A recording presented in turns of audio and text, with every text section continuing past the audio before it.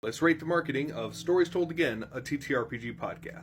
For those of you who don't know me, I'm Zack, Applewhite, professional marketer, and I specifically help people in the tabletop gaming space be better marketers. With that, let's go. First, for context, I've done maybe an hour in total research. I looked at the TikTok, the YouTube, and the podcast, and I'm going to be doing a lot of top-level surface marketing advice here and tell you what you're doing well and where you can improve.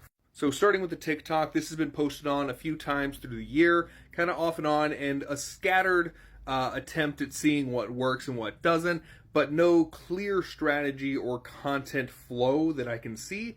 That said, it is gaining followers, it's got a few likes, it's got some interest, and that's all good, and there's a lot that you can learn from this. My advice on the TikTok is that if you have the bandwidth, go back to these videos here. These high storytelling, including clips and showing off your art videos that were doing pretty well for you.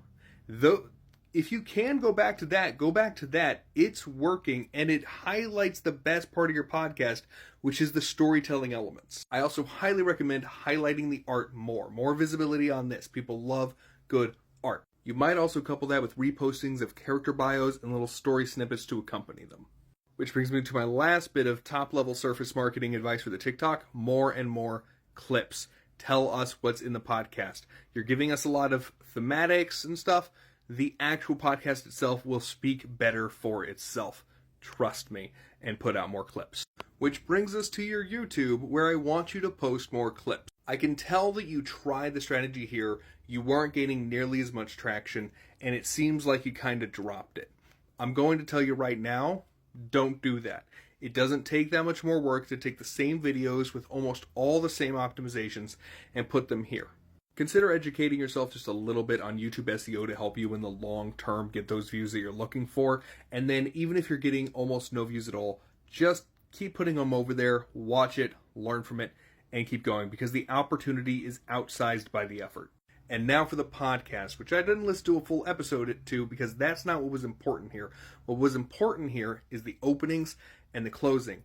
And it brings up something that is a negative across all the marketing you're doing. It is something you can fix, and it's something I highly recommend you look at. Real quick, this is critical feedback. It is going to be something you might not want to hear. And I'm going to give it respectfully, and I'm going to ask that you listen respectfully. Remember that you asked for this, that I'm doing it for free, and that I genuinely want you to succeed. I believe you're going to need this to succeed. You're doing something really cool. It's really interesting. It's really unique, and it's well done. And it makes no sense. Nothing is explained to me.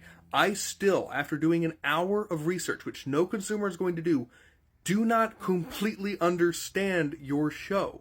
You're making a lot of assumptions about the knowledge of your and effort that people are going to put in towards your show. And it is the wrong assumption. You need to assume that no one has heard you until you've said something 3 to 5 times. You need to tell people over and over and over again what your show is about. At the start of every episode, hi, my name is, here's what we're doing, here's where we are, here's where we're going. Every single time. And when you're making TikToks, when you're making shorts, you need to reintroduce your show, its concept, its characters over and over and over again. I want this to be at least 20% of your content, and I want it at the start of every single episode.